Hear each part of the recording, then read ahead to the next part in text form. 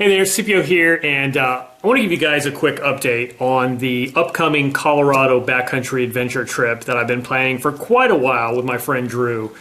He's going to be on a motorcycle, I'm going to be in the Jeep, and that's coming up in 10 days, like coming up fast. So I've been doing a lot of preparation, vehicle prep, and also planning logistics and things like that about the trip. But I did want to give an update because I know a lot of you have been wanting to know what's coming up.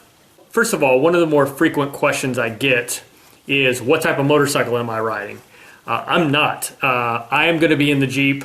My buddy Drew is going to be on a motorcycle, and we're going to go together on the trail 8 or 9 days in the Rocky Mountains from one end of Colorado to the other, but two very different vehicles. And that presents some challenges because I have to be sufficient in self-recovery. I can't depend on him to pull me out if I get stuck in the snow or if I get stuck in mud or sand or whatever. I can easily help him out, but he can't do much to help me out. So a lot of my vehicle prep has been focused around recovery. Things like the pull pal, the land anchor, as you might commonly refer to it, right? I've got that. I also, obviously have a winch. I do have tire chains. I do have some Tread Pros coming for evaluation that should come in handy as well. So a lot of things I'm doing are focused around recovery. Yeah, I could probably have beefier axles and lockers and things like that, but I don't expect the terrain to be particularly technical. There are going to be some passes that are going to be challenging, and I'm hoping for that actually, but I think a lot of what I need to worry about is less about that and more about just making sure I don't end up stuck somewhere without any way to get out. So anyway, so that's enough about that. So Overclock has been sort of being geared up for this. I will say I did beef up my steering quite a bit. You might have seen my video, the Steer Smarts Yeti that I installed. So that's going to give, number one, a better ride on the highway getting out to Colorado, but also give me a little bit of insurance with that beefier tie rod and drag link to make sure I don't, bump into some rocks and totally take my front steering assembly out of whack.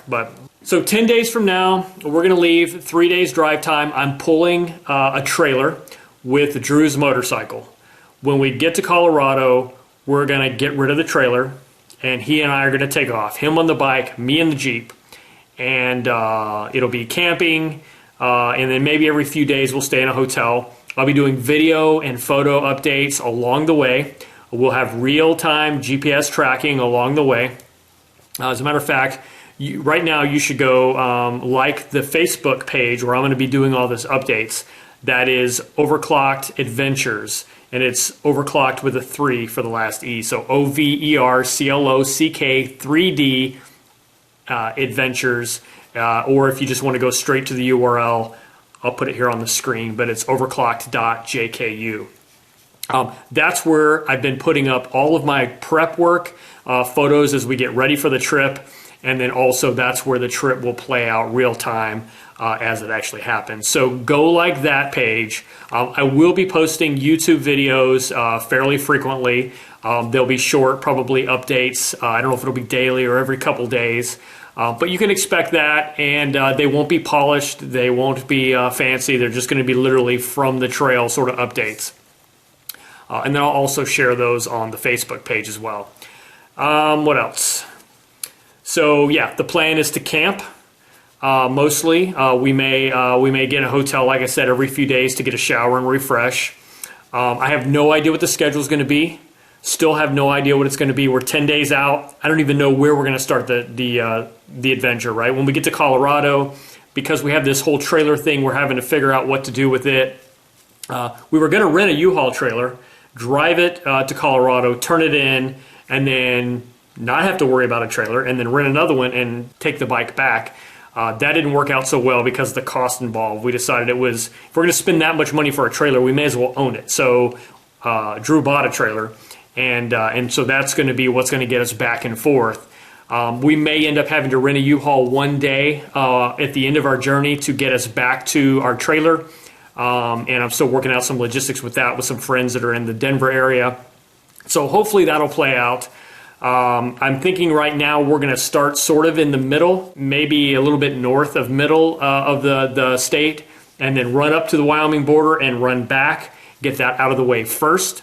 The reason I want to do that is that's lower elevation, so the snowpack might be a little bit lighter for that part. Also, that part of the trip isn't really that interesting. There's a lot of vast, beautiful scenery, of course, but from a technical perspective and just mountain passes and all that, there's not going to be a lot of that. It's mostly going to be open road for that part. So we may knock that out right away, give a few more days for the southern part of the state to melt up, which is where some of the interesting stuff is, near Ouray and Telluride and Lake City.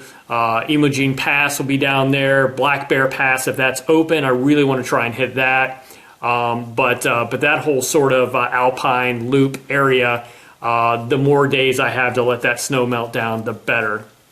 I've been daily keeping track of the open closed status of a lot of the passes. Right now, most everything is still closed. We're 10 days away from starting our trip, and a lot of the passes we want to take are closed.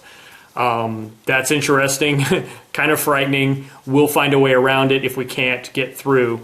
A lot of roads are open, they're just snow covered. So I may be able to get through there with the Jeep, let's say with chains on and blaze trail, and then Drew can come behind me on the bike.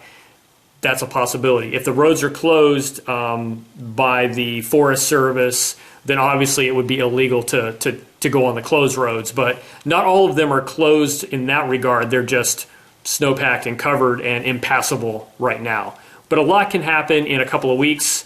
So I'm hopeful that the sun's going to continue to shine in Colorado, and no more snow until we get through our adventure, and then it can just dump. That's fine.